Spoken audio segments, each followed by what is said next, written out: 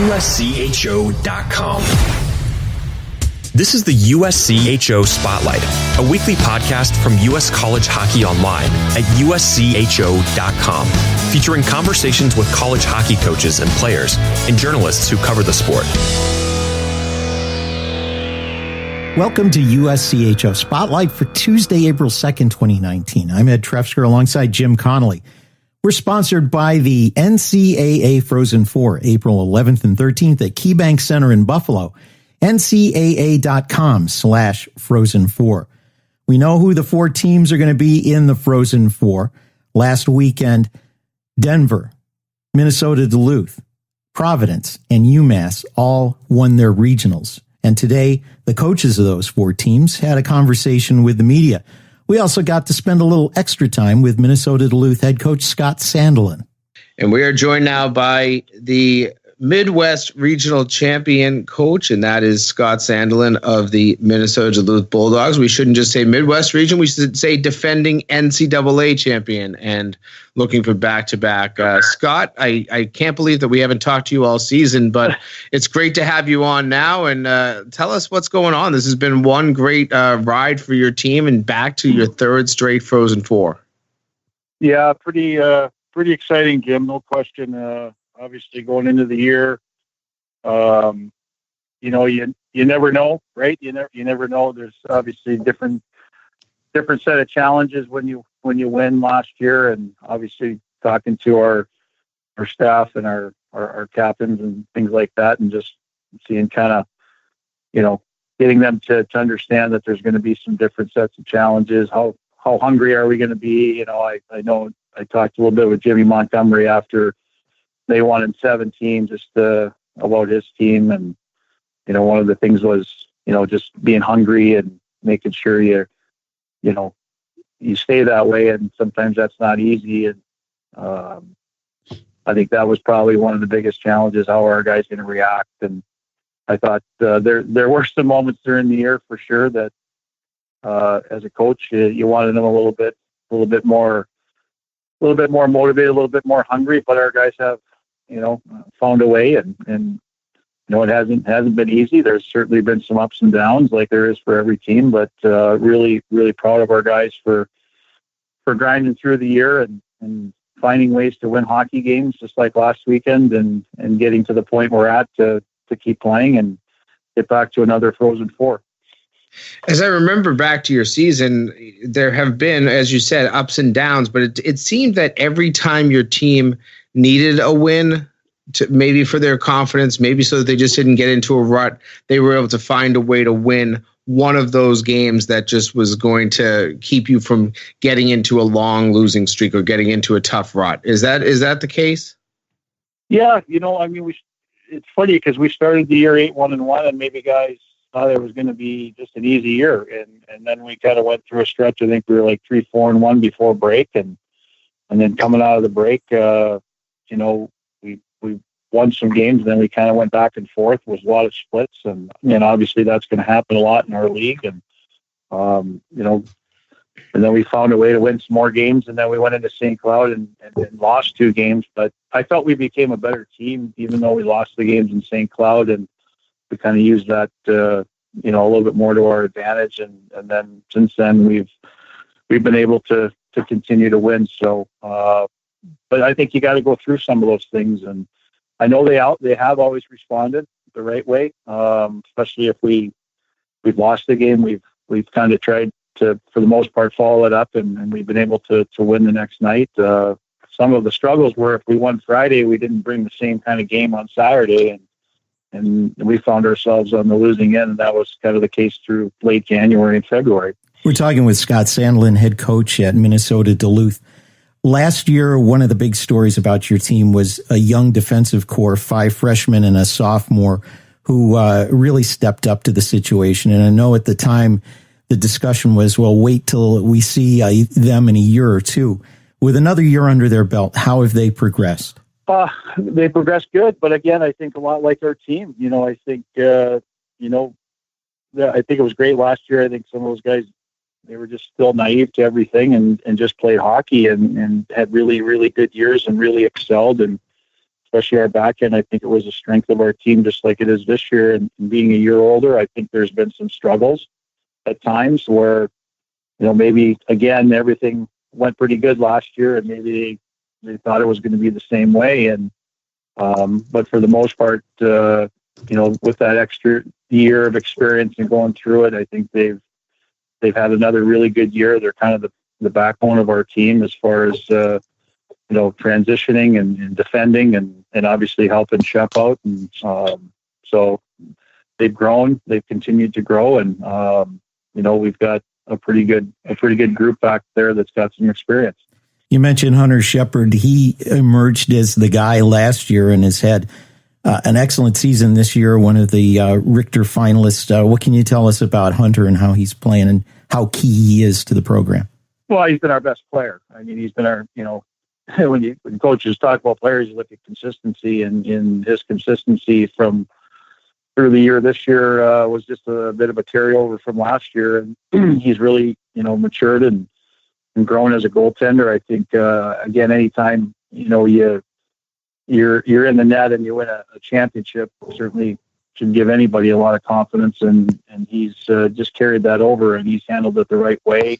He's very competitive. And even if he's maybe not on his A game because of his competitiveness, he finds ways, and he's been so big for us in winning hockey games and making timely saves. And, I can't say enough about the year he's had and how important he is to our team. And I think I've had to get on our team a little bit about not relying on him so much, that we need to do a little bit better job in helping him out, not just offensively, but even defensively. And sometimes when you have a guy like that plays well, sometimes you probably get a little complacent with what you got there, and we rely on him maybe a little too much at times during the year. But he relishes that stuff, and he's been big for us. So to me, he's the backbone for sure of our team. Scott, when I look at your offensive numbers, I mean, not that there's not great distribution and balance, but you don't have an explosive guy. You don't have that 50-point guy on this team. Your top scorer, 15 goals, 15 assists for Parker Mackay. There's ups and downs for sure. We've gone through stages. I thought early in the year, we were a little bit better offensive team. I think there's been some inconsistencies there for sure. I think that's something that we've tried hard to develop a little more consistency with, as far as creating chances, scoring goals. I mean, obviously the power play is a big part of that too. Sometimes those go through different phases, and we've gone through that too, where you get hot and then you get cold, and you're trying to gain some momentum and trying to score goals on the power play, because it's so difficult 5-on-5. Teams defend so well, and but we've just kind of developed that mindset that we're going to be in tight games. We've got to try and do it a little bit more defensively, and hopefully just capitalize on some opportunities that we get offensively, and our guys are comfortable with that. And I don't think it's any different than last year's team. We didn't have a point a game guy last year. I think our leading scorer had 36 with that 37 points at the end of the year. So it's a very similar team to last year, the way it's been built and the way things have kind of played out. We're talking to Scott Sandelin from Minnesota Duluth, and you've survived the Midwest Regional. You're heading to Buffalo. Take us through what last weekend was like on the ice and the two games you had to go through. Very difficult. Very, very good teams. I was very impressed with Bowling Green and Quinnipiac. I mean, I knew going into the Bowling Green game, we knew it was going to be hard, and just talking to some people that have played against them, watching them on tape. So trying to get our guys to wrap their heads around just a real tight hockey game, maybe a low scoring game, not a lot of room on the rink, which is exactly what it was. And we found ourselves, down a goal, and got a big goal from Parker. I think their defenseman helped that cause, but I think once we got that goal, I felt pretty good, gave us some life, and I felt good going, getting the game into overtime. But just a real tough game. I mean, Chris has done a great job there, and they're a well-balanced team. They play hard, and they just didn't give us a lot of room. And we were pretty fortunate to get the late goal and pull it out in overtime. And then Saturday we knew Rand, Rand has been there before, and I know he's got some young players, but I was really impressed with their D-core and the way they transition and play. And I thought we did a really good job the first two periods of not allowing that. I thought we did a good job of being on top of them, not really letting them get going. And they made a really good push in the third period after probably about the first 5 minutes and kind of had us back on our heels. And, fortunately, Colby Ross scored a big goal, but I still looked at the clock and there was 3 minutes left. So I knew there was a lot of time. And then we got the penalty and we didn't get it clear. And they scored the goal. I think Martin scored a big goal for them. And now it's a 2-1 game. But fortunately, our captain, got the empty netter, which kind of sealed it. But another tough game and another kind of 1-goal hockey game that this team's been accustomed to playing.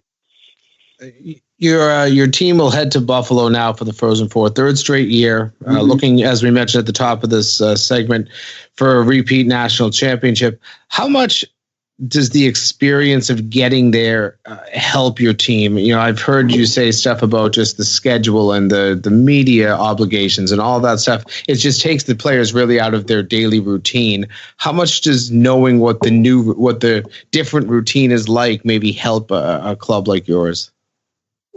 Well, I think it helps.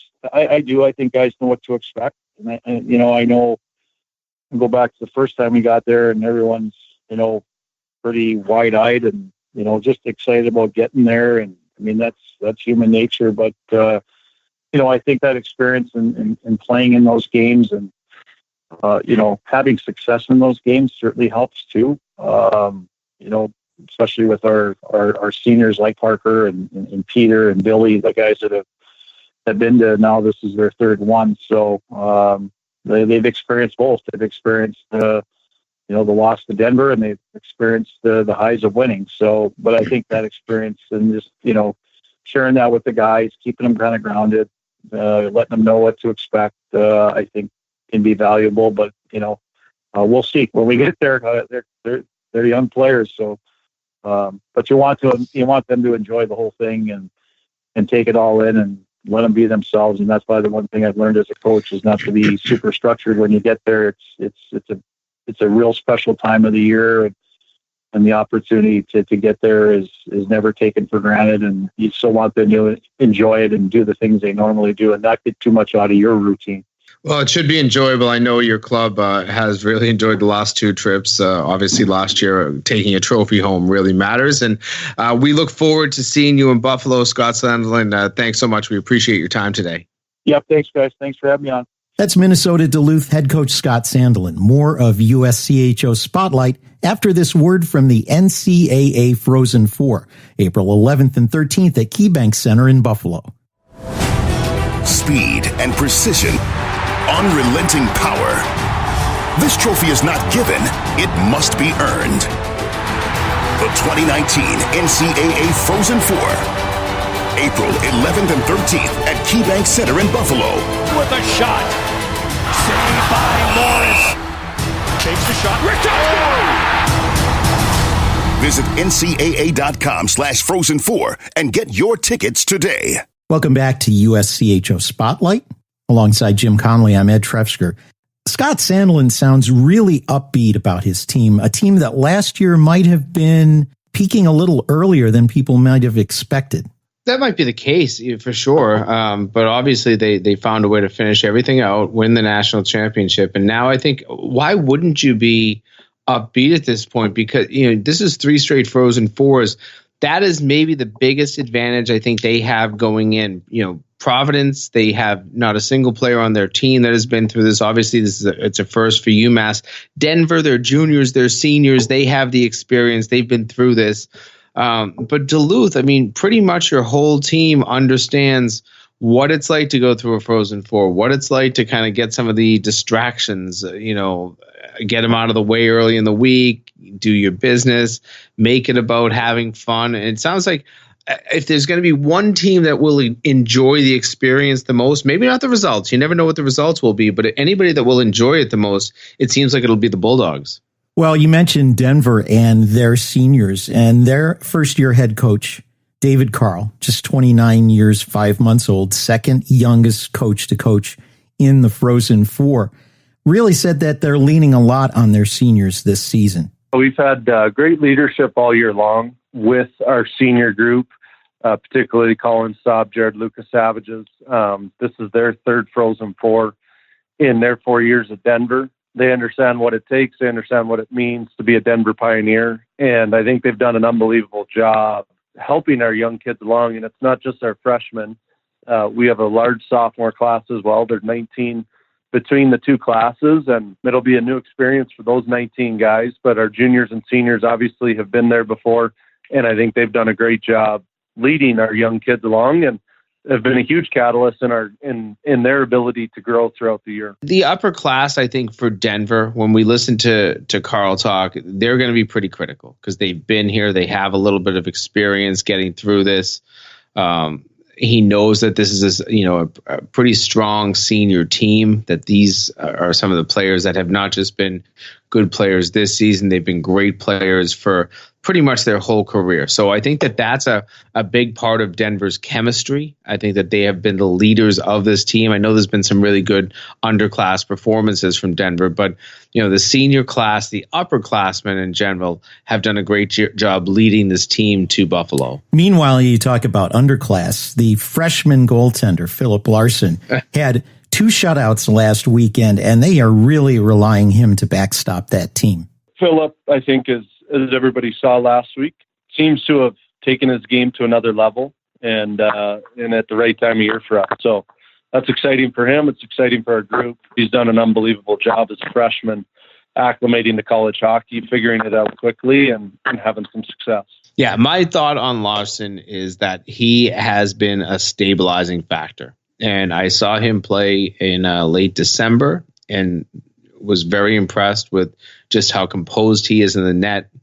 Obviously, last weekend on the biggest stage to post 2 shutouts, obviously wasn't the only team to do it in a regional, which is really even more impressive. But I think Larson just brings that stability to the back end. The fact that nobody has to worry about that soft goal that's going to change a game. They just go out there, they play their hockey. They know that if they make mistakes on the defensive end, he's there usually to bail them out. So that security is a really big part of confidence, I think, for a team, especially the defensive players, but really a team in general. And when you get to a Frozen Four, you get to a postseason game, anything, whether it's the league tournaments, the Frozen Four, whether it's the Stanley Cup playoffs, if you have the guys in front of you believing that their goaltender is going to make the big stops, that helps monumentally. That is a game changer in hockey.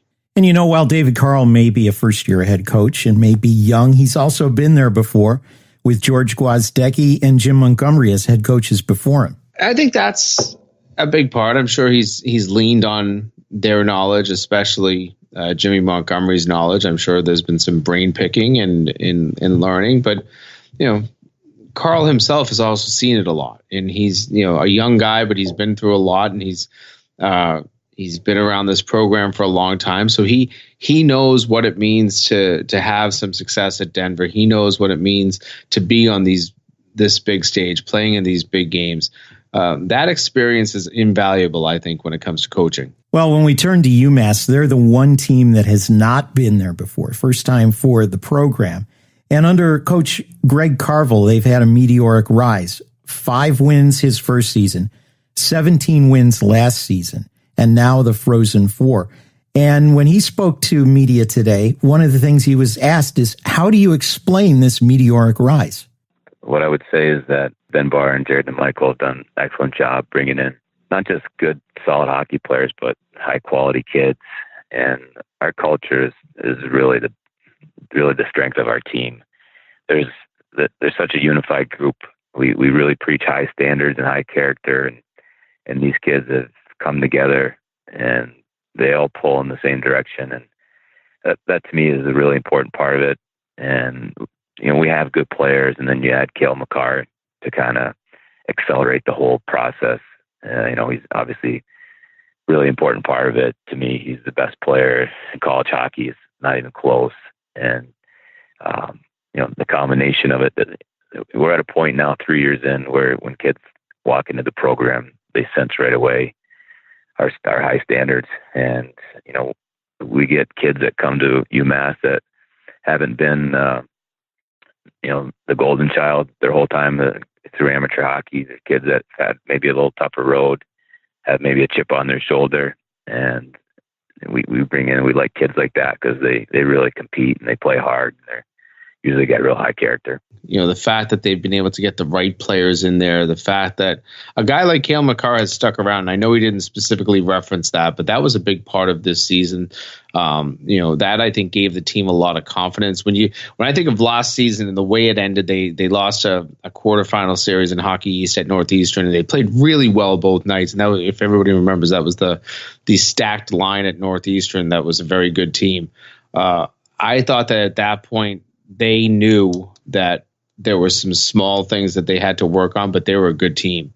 And that good team became a great team when they got that, their special teams, when they got their goaltending kind of in line, and the fact that you've had two guys, and I think you'll see Philip Lindbergh probably playing in the Frozen Four, but you have two guys, Matt Murray as well. Both were really solid this year, and that stabilized the back end, almost like what we talked about in Denver.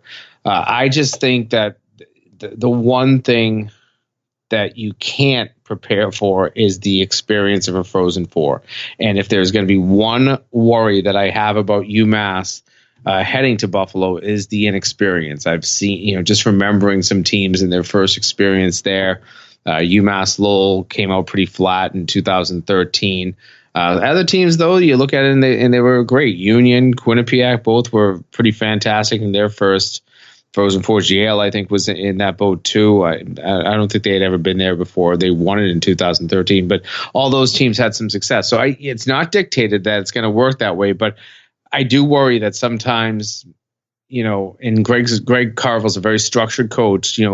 Structure doesn't work at a Frozen Four because things just change on you too quickly. And you heard Scotty Sandelin talking about it. You just got to kind of take the structure out. You just got to let the guys go and do what they need to do and enjoy themselves and kind of soak in the experience. It's yes, you're going out to play hockey games. It's a business trip. I get that. But when you put all of that structure in, sometimes that overwhelms the player. So I'll be interested to see how UMass handles the next really 10 days, 10, 11, 12 days.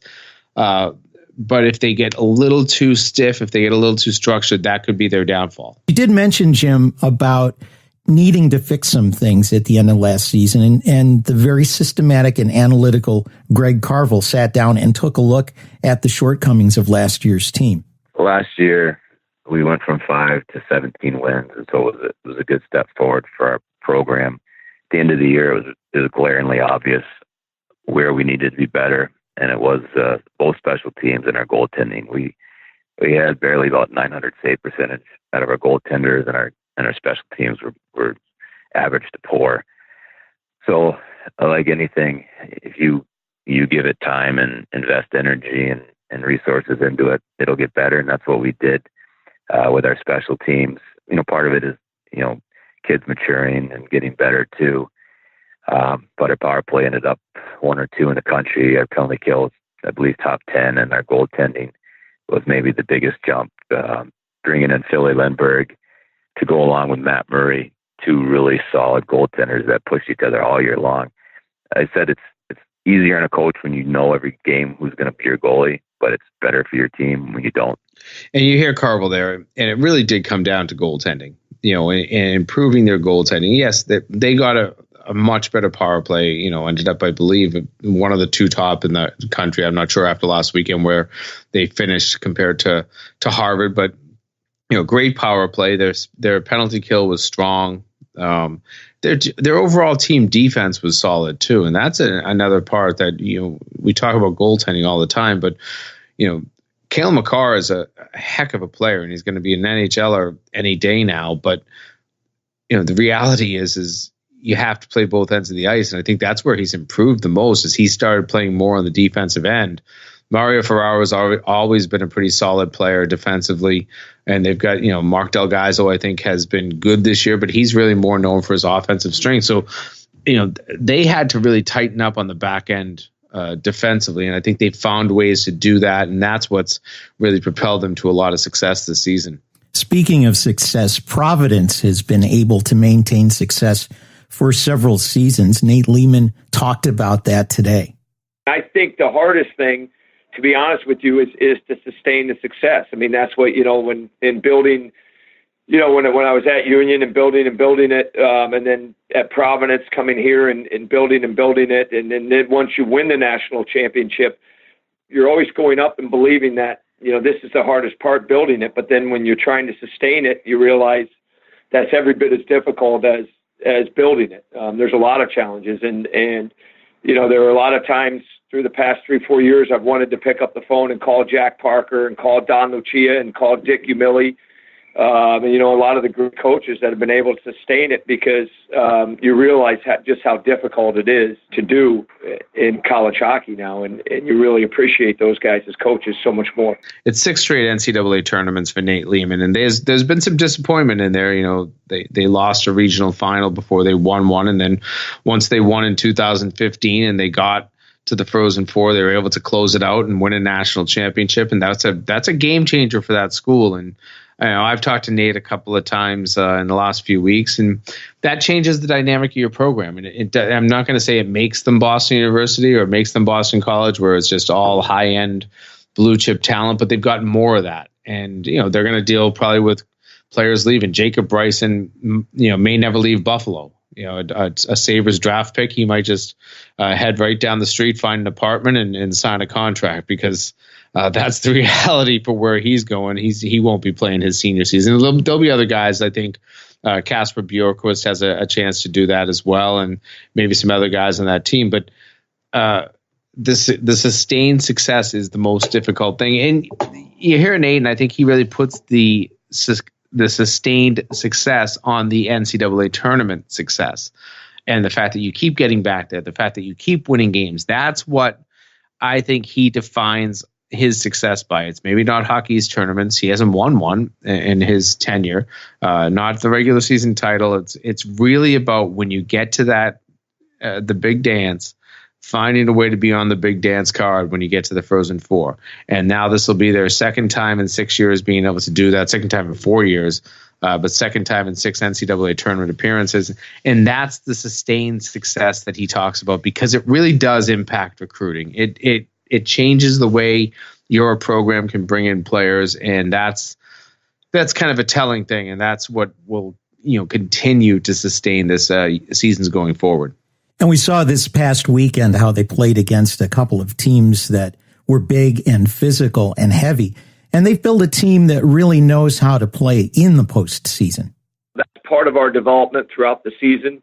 I believe you have to be able to play any style at any time in the tournament. And you have to be able to score multiple different ways. And, I think that when we were fortunate enough to win the national championship in 2015, we led the tournament in scoring. And, I think at this time of the year, you're playing to win, and you're very much hoping that the lessons that you learned throughout the year as far as growth and toughness and mental toughness and developing the scoring and developing the defending, you're hoping you've developed your team the right way and to be a well-balanced team that kind of can handle any type of opponent or anything that's kind of thrown at them. It's a really interesting point. And I've heard a lot of people say, hey, Providence is built for the postseason. I've heard other people talk about that. And that is one of the things. Heavy is usually the way that people talk about some of the most successful teams. Now, both of their opponents in Providence in the regional last weekend were two heavy teams in Minnesota State and Cornell, and they handled them well. And that, I think, what Nate just said there, just talking about the fact that when you get to the big game, you can adjust and you can play the way you need to play to get wins in advance. And that's, I guess, maybe that's the flexibility that he probably feels he has with his players, knowing that he has built this team to be that flexible team, to be that team that can change on the fly, change your game plan right in the middle of the game. Who knows? I mean, they went down 3-0 in their first game of the regional last weekend, found a way to come back and then outscore their opponents 10-0 from the 11:08 mark of the first period on. And that's really impressive. I think that they were able to make adjustments, and that's a good coach, obviously, coach and coaching staff able to make those adjustments, and then players that are flexible enough that they can make those changes and really have some success with them. 4 great stories headed to the Frozen Four. It should be 3 great games, and we're looking forward to it. The next USCHO Spotlight episode will be live in Buffalo on Wednesday, April 10th, 4 to 6 p.m. Eastern. Thursday, we'll have a pregame show from 1 to 3. On Friday, from 6:30 to 8 p.m., we'll have John Buchagras and Barry Melrose joining us as they will be live at 716 Food and Sport. And also Saturday, April 13th, a pregame show for the championship from 4 to 6 p.m. Again, 716 Food and Sport is where we'll be in the hotel complex right across from the arena. We hope you'll stop by and say hello and check it out. And if you can't be in Buffalo, don't forget to tune in to USCHO Spotlight Live. It's the best time of year, Ed. I've been saying it now for a few weeks, and now we get down to the final weekend, the ultimate weekend, the penultimate games on Thursday. And these teams have to just be thrilled to be getting there. Duluth getting back, Denver getting back, Providence. This is the first time their classes are going, but they've been there and won it. And then UMass, the fresh virgin of the Frozen Four. I think they're going to enjoy every moment. I really hope they do. It's a great city, Buffalo. If you were there in 2003, it's not the same city. No. Don't expect the same city. It's a very different, much more developed. It's been really well built up around that arena area. So I look forward to it. It should be a great Frozen Four. It should be a great city, a great venue. And that's really what makes this tournament so special to you and I and most of the fans. Well, for Jim Connelly, I'm Ed Trefzger, and we'll talk to you next time from Buffalo. This has been the USCHO Spotlight, a production of U.S. College Hockey Online. Visit uscho.com/podcasts to listen or subscribe.